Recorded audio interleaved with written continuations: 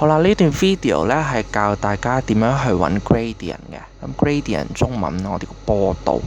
咁我哋計坡度之前呢，就先睇一睇。咁我哋會有張地圖俾同學啦。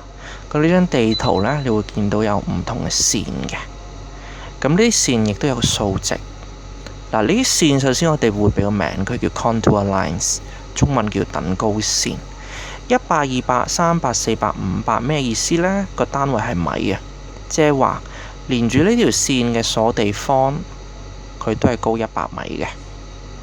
好啦，第二樣嘢要知道呢，就係要理解呢個比例尺，因為我哋計 gradient 計坡度嗰陣時呢，會用到呢啲高度去計。咁高度嚟講，佢係用米做單位，所以首先呢，同我溫翻中一嘅學嘅嘢啦。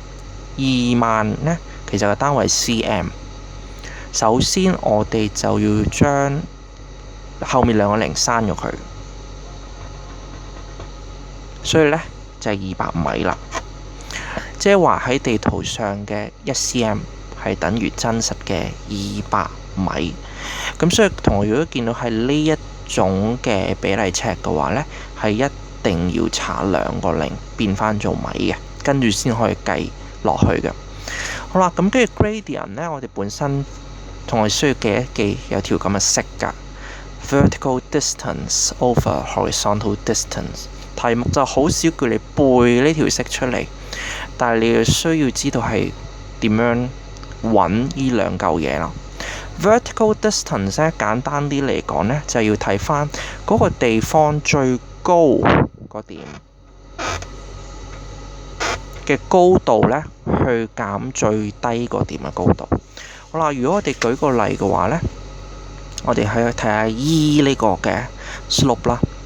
咁 slope E 呢，我哋首先睇到最高係500，最低係100，所以佢嘅 vertical distance 呢，就係500減100啦。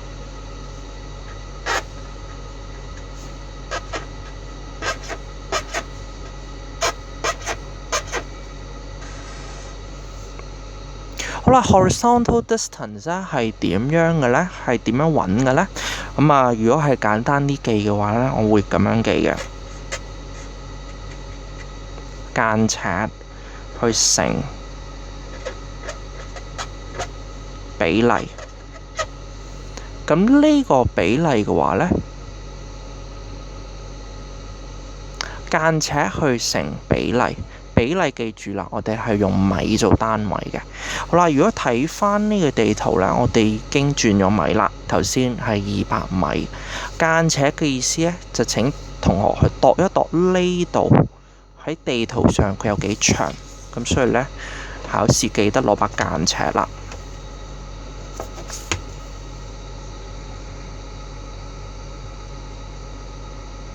好啦，咁你見到呢，大概係4啦，4cm，所以計嗰陣時呢，間尺你度到4cm 乘翻比例，比例呢度200。好啦，咁我哋基本上呢已經揾到 vertical distance 同埋 horizontal distance。vertical distance 就係400。4乘200 horizontal distance 就係800。好啦，跟住仲要記啦。如果揾 gradient 嘅話呢，我哋表達嘅方法呢 1 in 一個數。呢個數究竟點揾呢？有好多同學就會直接400除800，咁就會寫咗1 in 1/2。咁呢個方法係錯嘅。我哋除嗰陣時呢，記得係下除上。800除400啊，所以係2。所以呢一題呢 slope E 嘅 gradient 就係1 in 2啦。1 in 2咩意思呢？其實就代表行2個 unit。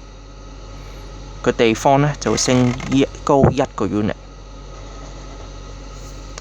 咁我哋呢就係講緊呢個斜坡有幾斜啦。